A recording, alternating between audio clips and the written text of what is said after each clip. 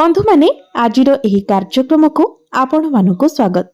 आजिर एही कार्यक्रमटी मेष राशि व्यक्ति विशेष मानक पई बहुत गुरुत्वपूर्ण अटे, बहुत ही खास अटे।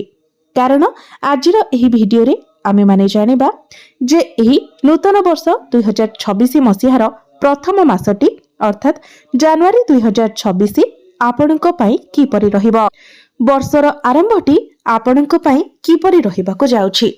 आपणकर स्वास्थ्य, शिक्षा, प्रेम जीवन, वैवाहिक जीवन, भाग्य, क्यारियर एवं व्यापार वाणिज्यर स्थिति एही जनवरी मासरे किपरि रहिबो से विषय आजिर एही वीडियो रे आमे माने विस्तार भाबरे आलोचना करिबा।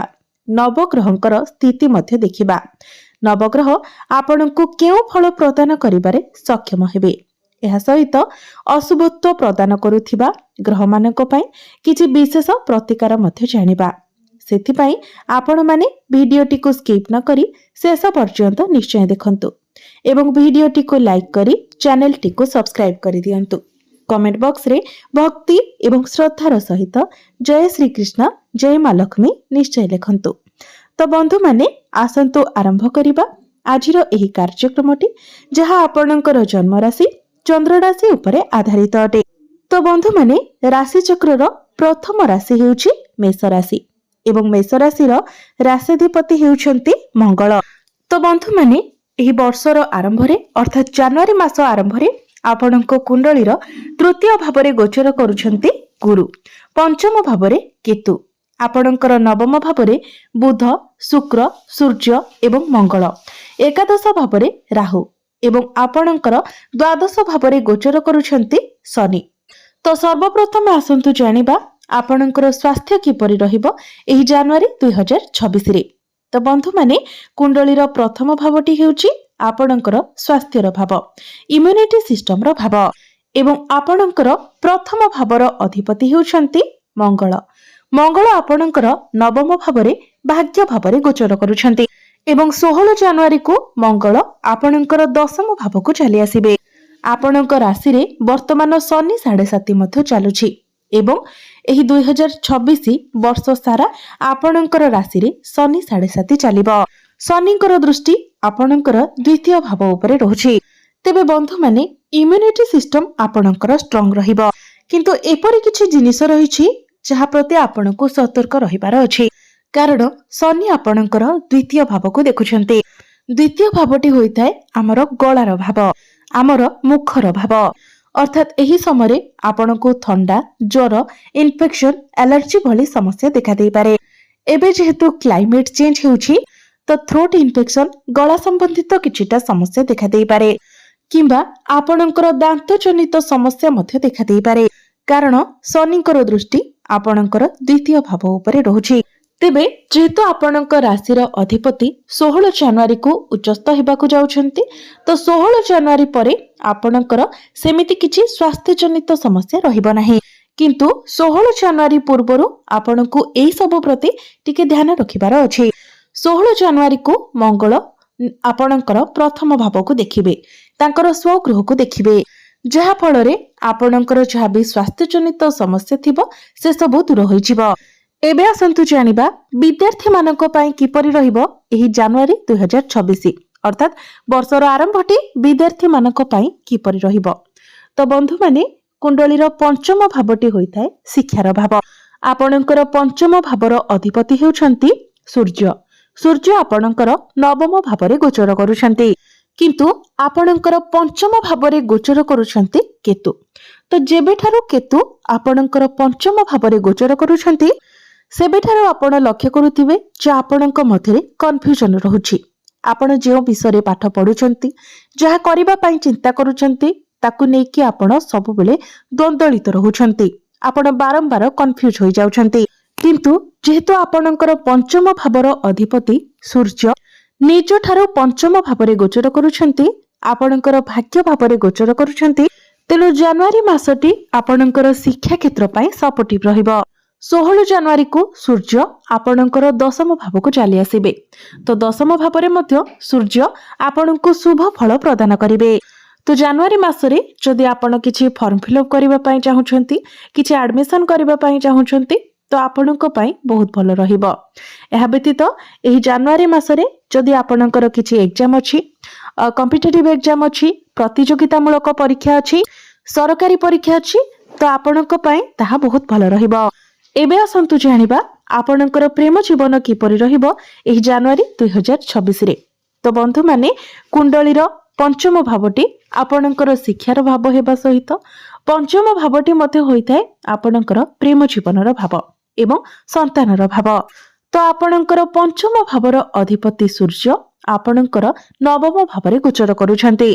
तो बंधु माने जेहेतु आपणकर पंचम भावरे केतु, तेणु आपणकर प्रेम जीवन रे आपणको असंतुष्टि देखादेब किंबा आपणकर पार्टनर को मध्यरे आपण एपरि किछि नेचर देखिबाको पाइबे जहा आपणको असंतुष्ट कराइबो।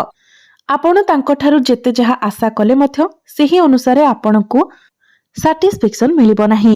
केतु पंचम भावरे गोचर करिबा द्वारा आपणको मध्यरे मिसअंडरस्टैंडिंग क्रिएट कराइ थांते। तो केवल जनवरी मास ही नुहे, आगामी 5-6 मास पर्यंत आपणको एथि प्रति सतर्क रहिबाको हेबो। किंतु मई जून परे आपण आपणकर प्रेम जीवन रे एक बहुत भल परिवर्तन देखिबाको पाइबे। एबे आसंतु जानिबा आपणकर वैवाहिक जीवन किपरि रहिबो एही जनवरी 2026 रे। तो बंधु माने कुंडलीर सप्तम भावटी होइथाय आपणकर वैवाहिक जीवनर भाव, आपणकर जीवन साथीर भाव। आपणकर सप्तम भावर अधिपति हेउछन्ति शुक्र। शुक्र आपणक कुंडलीर नवम भावरे गोचर करिवे। गुरुंकर दृष्टि मध्य सप्तम भाव उपरे रहुछि। तो बंधु माने जनवरी मासटी आपणकर वैवाहिक जीवन पाई तो बहुत भल रहिबो। एहा सहित आपणकर जीवन साथींकर भाग्य एवं कैरियर को नेकी मध्य बहुत भल रहिबो। आपणकर जीवन साथी तांकर कैरियर रे बहुत अधिक ग्रो करिवे। एहा व्यतीत प्रत्येक क्षेत्र रे तांको तांकर भाग्य मध्य सपोर्ट करिवो। जेहेतु आपणकर सप्तम भावर अधिपति शुक्र आपणकर नवम भावरे भाग्य भावरे गोचर करूछन्ति एवं आपणकर भाग्य भावर अधिपति देवगुरु बृहस्पतिंकर दृष्टि सप्तम भाव उपरे रहुछि। आपणकर लग्नर अधिपति मंगल केंद्र रे एवं त्रिकोण रे गोचर करूछन्ति।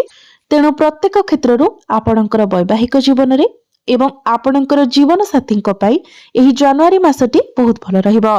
एबे आसंतु जानिबा सबुठारु महत्वपूर्ण विषय वस्तु आपणकर भाग्य, कैरियर एवं व्यापार वाणिज्यर स्थिति किपरि रहिबो एही जनवरी 2026 रे।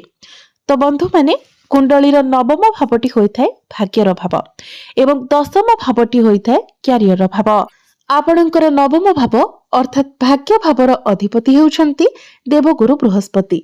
गुरु आपणकर तृतीय भावरे गोचर करूछन्ति एवं गुरुंकर दृष्टि भाग्य भाव उपरे ही रहुछि। गुरुंकर सप्तम दृष्टि आपणकर भाग्य भाव उपरकु रहुछि एवं आपणकर भाग्य भावरे आपणकर लग्नर अधिपति मंगल गोचर करूछन्ति।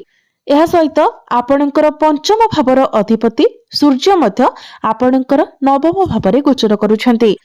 तेबे बंधु माने आपणकर भाग्य भावरे 4टी ग्रह गोचर करूछन्ति। तो भाग्य तो आपणकर भल रहिबो, किंतु भाग्य रे टिके विलंब मध्य देखादेबो। किंतु मने रखंतु समय अधिक लागिले मध्य आपणको निश्चित भावरे आपणकर कार्य रे सफलता मिलिबो।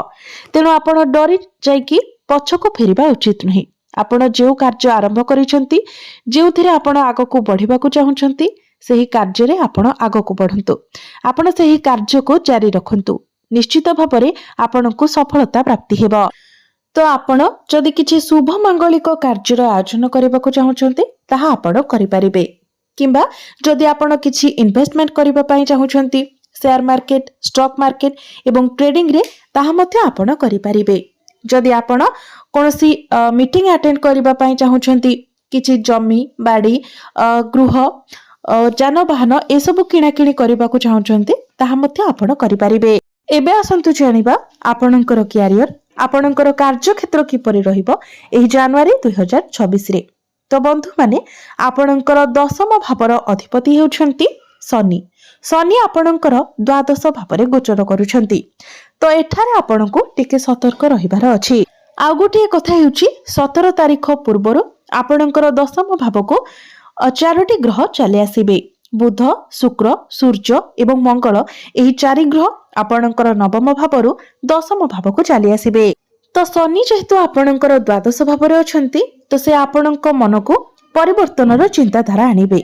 आपण निजर जॉब रे चेंज आनिबा को चेष्टा करिवे। आपणको एपरि लागिबो जेमिति आपणक उपरे कार्यभार अधिक बढ़ी जाउछि, जहाको आपण तुलाइबाकू समर्थ होई पारु नाहंती, किंबा आपणकर एनवायरनमेंट किंबा एपरि किछि लोकंक सहित आपणको एमिति लागिबो जे जेमिति किछि ठीक लागु नाही। किंतु शनिकर दुष्प्रभाव को कम करिबा पई आपणकर दशम भाव को 4टी ग्रह चली आसीबे। तो 17 जनवरी परे आपण आपणकर करियर रे एक बहुत भलो परिवर्तन देखिबाकू पाइबे। तो जदि आपण आईटी सेक्टर रे काम करूछंती, इंजीनियरिंग लाइन में अछंती, कंप्यूटर रिलेटेड किछि काम करूछंती, प्रॉपर्टी रिलेटेड किछि काम करूछंती, तो एई सब क्षेत्र रे 16 जनवरी परठारु आपनकु बहुत अधिक सफलता मिलिबाकू जाउछे। 16 जनवरी परे जदि आपण किछि चाकरी पई अप्लाई करूछंती तो सेथिरे मध्ये आपण सक्सेस हेबे।